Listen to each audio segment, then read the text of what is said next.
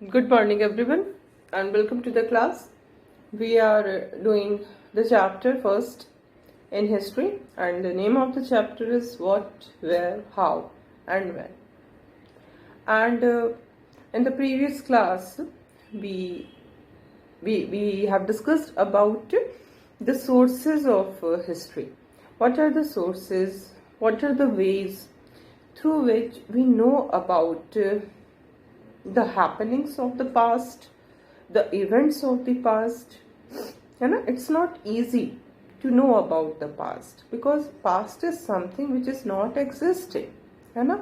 So it's very difficult to know about the past, and that is why we see that the historians need some source in order to know about the past. And as we have discussed, these are the important sources like manuscripts,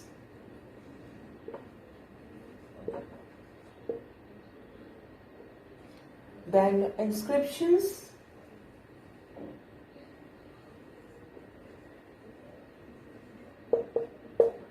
then archaeologists,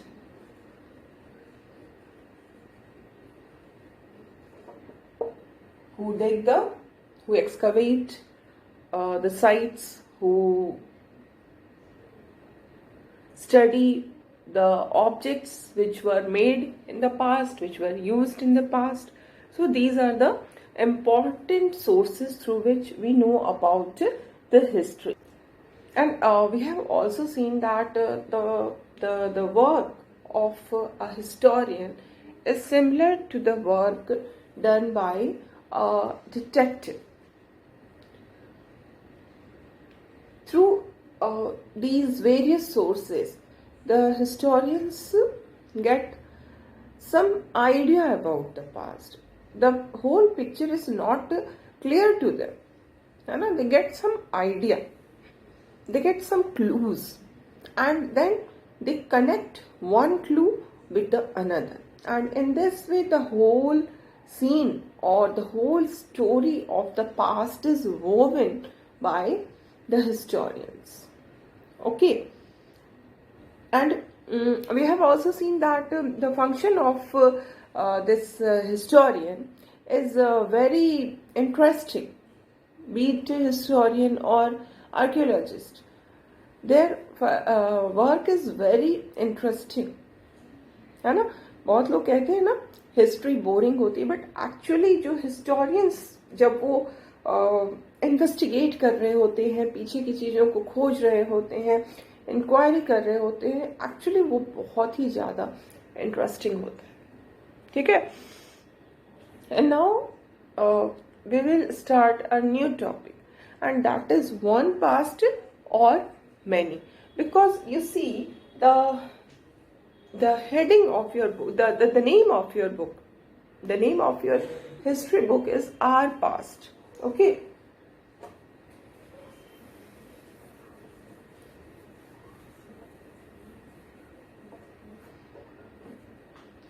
the name of the book is Our Past. Okay, तो यहाँ पर ये part 1 है हमारा, है ना.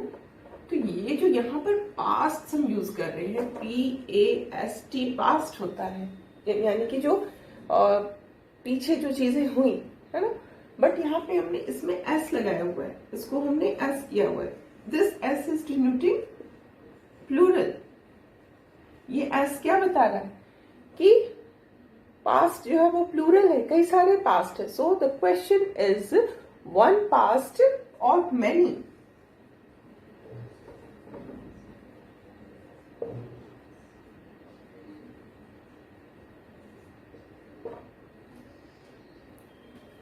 है ना, वन पास्ट है या कई सारे पास्ट है, because the name of the book is our past. S लगा हुआ है, ये एस डिनोट कर रहा है कि इट्स नॉट वन पास्ट, ये वन पास्ट नहीं है, it's many past. But the past is तो वन ना. क्या जो पास्ट है वो तो एक ही है, फिर हम इसको मेनी पास्ट कैसे कह सकते हैं? हाउ कैन वी से it many past? You can say it many past. How? Now we have to understand this. There are so many people living in the society. If you have seen there were people who were living in the on the bank of Narmada, they were hunters and gatherers. Then their life starts to change after many years, and these people starts to become farmers and herders, and then again we see there is a growth of civilization, and again changes always occurring in human lives, है ना. तो हर समय human life में change आ रहा है, और किसी एक अगर पर्टिकुलर पीरियड को हम देखें, पर्टिकुलर टाइम को हम देखें, तो उसमें बहुत सारे ग्रुप्स जो है वो रह रहे होते हैं एक ही टाइम. सिंगल टाइम पीरियड में so many groups are living in any society, and all these people are not experiencing same life. They are not living the same kind of life. These different groups have different lives. Different groups के life different होते हैं. Suppose you just consider the time of present, आज का जो time है, बस आप उसको कंसिडर करिए. हम वी द पीपल, वी हम लोग जो हैं, आप हैं, हम हैं, we are living in cities, है ना. हम सिटी में रहते हैं, अर्बन लाइफ लीड करते हैं, बहुत सारे फैसिलिटीज हमें मिली हुई है, इंफ्रास्ट्रक्चर है, हम अपनी लाइवलीहुड के लिए कुछ ना कुछ किसी तरह से अर्न करते हैं. कोई जॉब करता है, कोई सेल्फ एम्प्लॉयड होता है ना.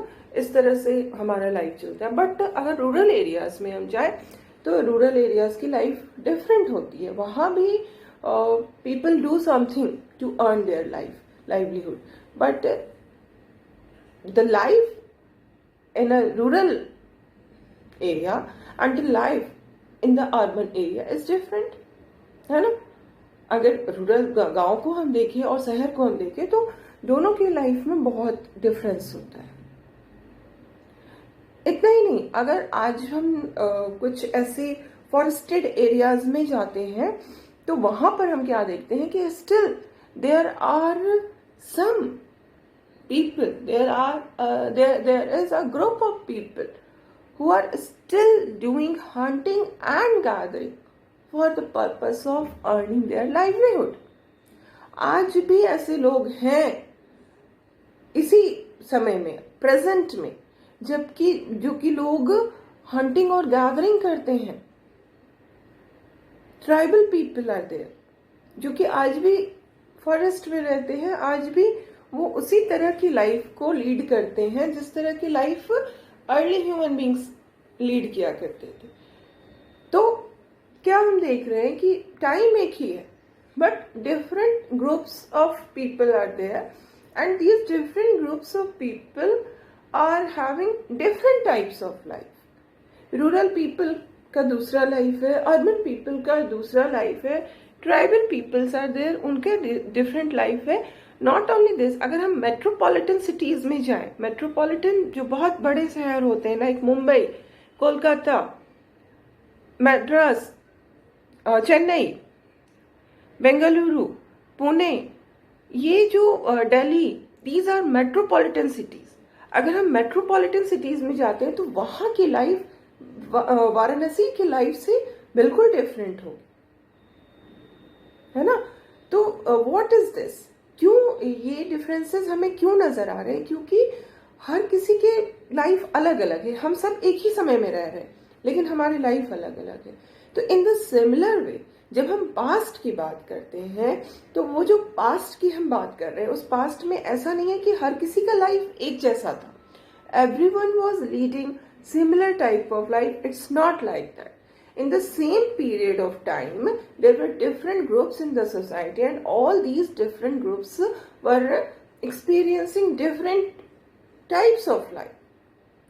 लाइक कुछ हंटर गैदरर्स थे, कुछ हर्डर्स थे, कुछ फार्मर्स थे, कुछ ट्रेडर्स थे, कुछ क्राफ्ट पर्सन्स थे, कोई राजा था, कोई कॉमन पीपल था।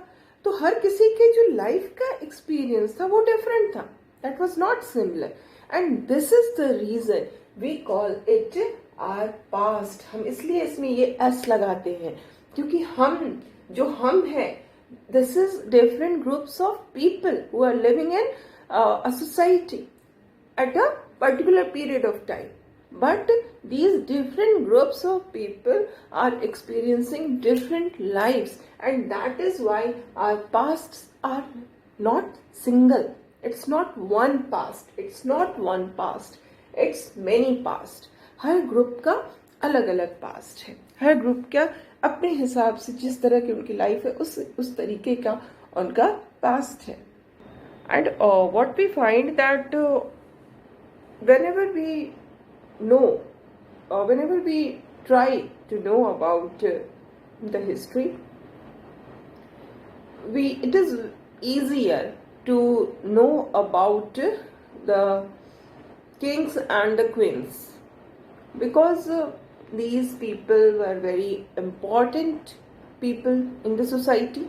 They were the king, the queen, है ना, they were very important. They knew that they are very important people, and that is why what they did, that they kept record of whatever they did. Like if they are fighting any battle, and they are winning that battle, तो वो क्या करते थे, उस battle का record like inscriptions पे अपने किसके साथ कब वो लड़े, कितने लोगों को किस तरह से उन्होंने हराया, ये सब चीजों का पूरा जो डिस्क्रिप्शन है वो हमको इंस्क्रिप्शंस में मिलता है। तो व्हाट हैपेंस कि it becomes easier to know about the kings and the queens, the important people, but it is not easy to know about the lives of the common people, because common people were knowing that they are not important, and whatever they are doing, their work is also not important, and that is why they did not keep record of what they did, है ना। Usually यही होता था कि वो उसका record नहीं रखते थे, किंग्स रखते थे, जो बड़े बड़े जैसे स्पिरिचुअल गुरुज हैं, जो विजिटर्स होते थे, ट्रैवलर्स होते थे, वो लोग रखते थे, बट जो कॉमन पीपल होते थे वो रिकॉर्ड्स नहीं रखते थे। And in the absence of record it is really difficult to know about the past. तो एक तो जो कॉमन पीपल थे उनके बारे में जानना इसलिए मुश्किल हो जाता है क्योंकि वो अपने रिकॉर्ड्स नहीं रखते थे। वो रिकॉर्ड्स क्यों नहीं रखते थे? क्योंकि वो जानते थे कि they are not important, their work is not important, more over they were also not knowing the art of writing as well. That was also one of the reason for not keeping the record. तो ये भी एक difference, जब हम past को देखते हैं, अपने पीछे के टाइम को देखते हैं, तो हमें राजा के बारे में पता चल जाता है, बट जो आम जनता है, जो कॉमन पीपल है, उनके बारे में बहुत सारी बातें हमें नहीं पता चल पाती। ओके, तो ये हो गया। And now once again I will tell you about the dates which I discussed earlier also, before Christ and New Domini. We have discussed about it. Once more it will be repeated so that it should be easy to understand. Okay, so when we count dates, actually it is counted from the date generally assigned to the birth of Jesus Christ.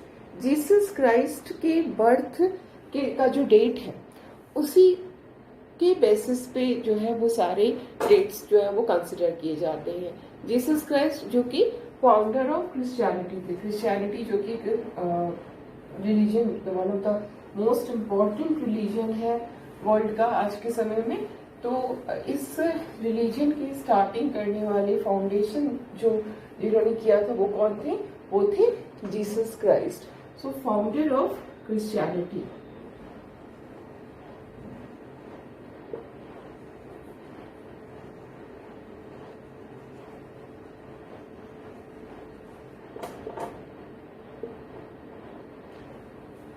Jesus Christ.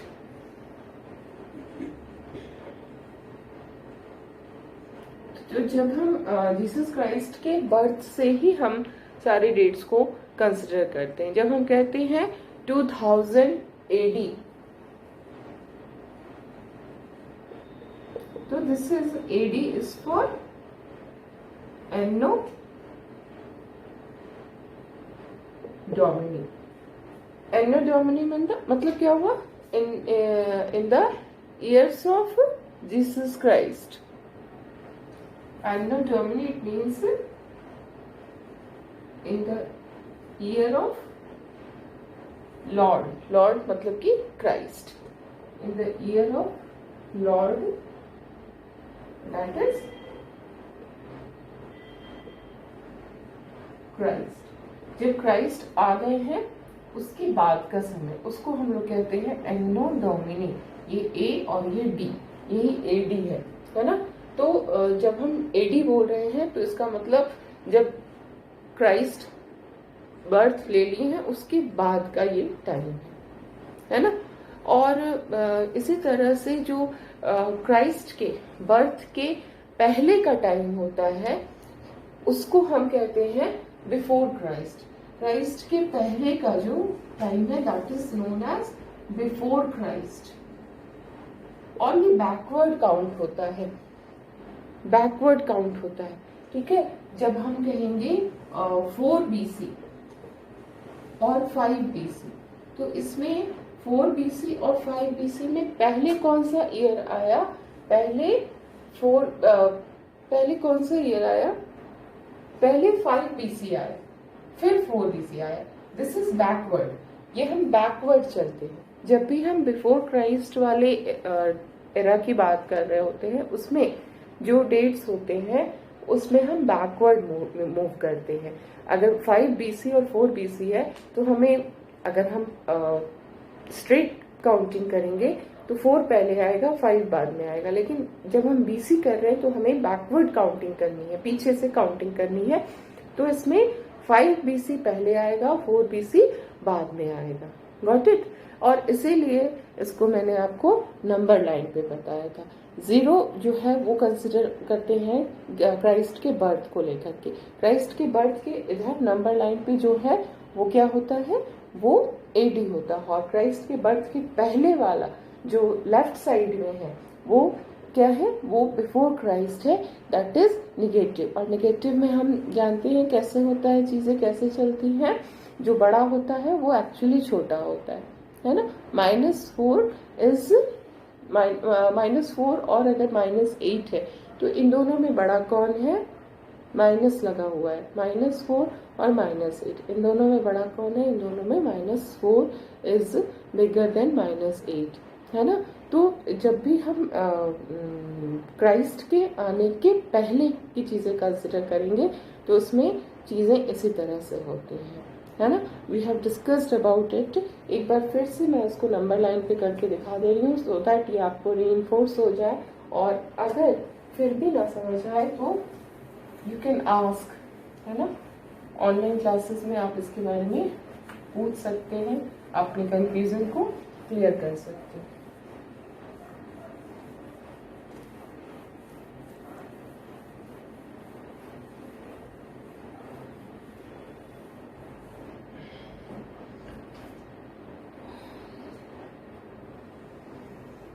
This is, ये हम जिसको 0 कह रहे हैं इसको हम birth of Christ कहेंगे।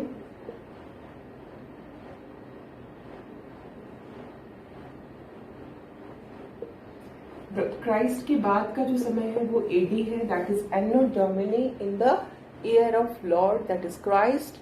और बर्थ ऑफ क्राइस्ट के पहले का जो समय है वो हम उसको BC कहते हैं या BCE भी कहते हैं, बिफोर क्राइस्ट और बिफोर क्राइस्ट एरा। ठीक है, ये अगर इसको हमने इस तरह से बर्थ ऑफ क्राइस्ट को मेन हमारा पॉइंट है जिससे हम सब कुछ कंसिडर कर रहे हैं सारे डेट्स को। तो इधर AD है, इधर BC है, इधर हम प्लस में जाते हैं और इधर हम माइनस में जाते हैं। अब इसी को यहाँ पर 0 है तो फिर वही चीज होती है, 0 के लेफ्ट में जो नंबर लाइन पे जो भी नंबर्स होते हैं वो निगेटिव माने जाते हैं, निगेटिव होते हैं, और जो राइट में जो नंबर्स होते हैं वो पॉजिटिव होते हैं। ठीक है, तो ये इसी तरह से चीजें होती है। और इस बुक में आपको जब भी डेट मोस्टली जो भी डेट जब भी आपको बताया जाएगा तो ये नहीं बताया जाएगा कि वो कौन सा एडी था या कौन सा बीसी था। मोस्टली आपको डेट्स ऐसे बताए जाएंगे कि आज से 3000 ईयर्स अगो। ठीक है, आज से 3000 साल पहले। तो उसके लिए I told you how to count it, कैसे काउंट करना है, एग्जैक्ट डेट को निकालने के लिए कैसे हमें निकाल पाएंगे। तो जब पहले है तो इसका मतलब हमें क्या करना होगा कि जो आज का डेट है, आज का हम इसको 2000 कंसिडर करते हैं, है ना। जब हमने बताया था जब हम लाखों हजारों साल की बात कर रहे होते हैं तो उसमें हम 21 ईयर्स को नहीं कंसिडर करते हैं, उसको हम राउंड ऑफ कर देते हैं। तो अभी फिलहाल जो हमारा ईयर है वो है 2021। लेकिन अगर इस 2021 को हम नियरेस्ट 1000 में वो करेंगे, राउंड ऑफ करेंगे, तो ये क्या हो जाएगा, ये 2000 हो जाएगा। तो current year will be considered as 2000 and if it is said that the incident is 3000 years ago from today, तो हम इसको क्या कहेंगे कि 2000 में से हमको 3000 माइनस करना होगा। तो ऑब्वियसली जब 2000 में से 3000 माइनस करेंगे तो हमारा आंसर -1000 आएगा। और माइनस यानी कि नंबर लाइन के इधर है, और इधर है यानी कि ये हम किसकी बात कर रहे हैं, we are talking about BC. ये नहीं रहेगा, इसको हटा दिया जाएगा और इस माइनस की जगह पे हम क्या लगा देंगे, हम बीसी लगा देंगे। ठीक है, तो ये जो है इस तरीके से हम ईयर को कंसिडर करते हैं। It should be clear. अगर इस एज में इस लेवल पे आपका ये डेट का कॉन्सेप्ट क्लियर हो जाता है तो it will be a great achievement for you. Okay, तो इस तरह से we have completed our chapter. अब थोड़े बहुत कुछ चीजें रह गई हैं। एक चीज और इसमें समझने का है कि एडी जो जब हम लिखते हैं ना, जब हम किसी भी डेट के में एडी लिखते हैं तो एडी का मतलब ये होता है सिर्फ एडी का मतलब होता है कि उसको हम पहले लिखेंगे। 2021 भी लिख सकते, सिर्फ 2021 भी करेक्ट है, दिस इज ऑल्सो करेक्ट। लेकिन अगर हम एडी लगा रहे हैं तो एडी इसके बाद में नहीं आएगा, यहाँ पे नहीं आएगा, एडी पहले आएगा। गॉट इट, है ना। ईयर के पहले एडी आता है। ठीक है, और कभी कभी क्या होता है कि सीई भी लिखा जाता है, एडी की जगह पे सीई भी लिखा जाता है। सीई क्या हुआ, CE is for common era. CE जो आ रहा है वो एडी की जगह सीई भी लगाते हैं, और सीई जो होता है वो होता है कॉमन एरा। ओके, तो इस तरह से ये जो टर्म्स हैं वो ज्यादातर मोस्ट ऑफ द कंट्रीज में यही ईयर, इसी तरह से ईयर्स को कंसिडर किया जाता है। और हमारे इंडिया में भी आज से करीब 200 साल पहले से हम लोग इसी तरह से डेट्स को कंसिडर करते हैं। ठीक है, तो इस तरह से ये हमारा चैप्टर कंप्लीट होता है। And now we will see what was happening elsewhere. As I told you in the beginning, in the starting, in the first class, I told you that this whole book, not only this, but in class 6, class 7, class 8, the history book deals with the happenings of the Indian subcontinent only. What was happening in the subcontinent of India, or what was happening in the Indian subcontinent only, that is the focus of these books, है ना। चाहे आप class 6 में पढ़िए, चाहे 7 में पढ़िए, चाहे 8 में पढ़िए, इन तीनों क्लासेस में इंडियन सबकॉन्टिनेंट के हैपनिंग्स ही सबसे मेन फोकस है, उसके अलावा फोकस और कहीं नहीं गया है। But what is important to understand that it's not only कि what was happening in the past, everything was happening only in the Indian subcontinent, ऐसी बात नहीं है। इंडियन सबकॉन्टिनेंट में जो हो रहा था, जो भी हैपनिंग्स थे पास्ट के, they are important for us because we belong to this place, है ना। and it is not possible for us to go through all the changes, all the happenings, all the events of the whole world, it is not possible. So हमने क्या किया है, हमारे जो syllabus है उसमें इंडियन सब कॉन्टिनेंट के हैपनिंग्स को ही फोकस रखा गया. But you should also know some important happenings of elsewhere.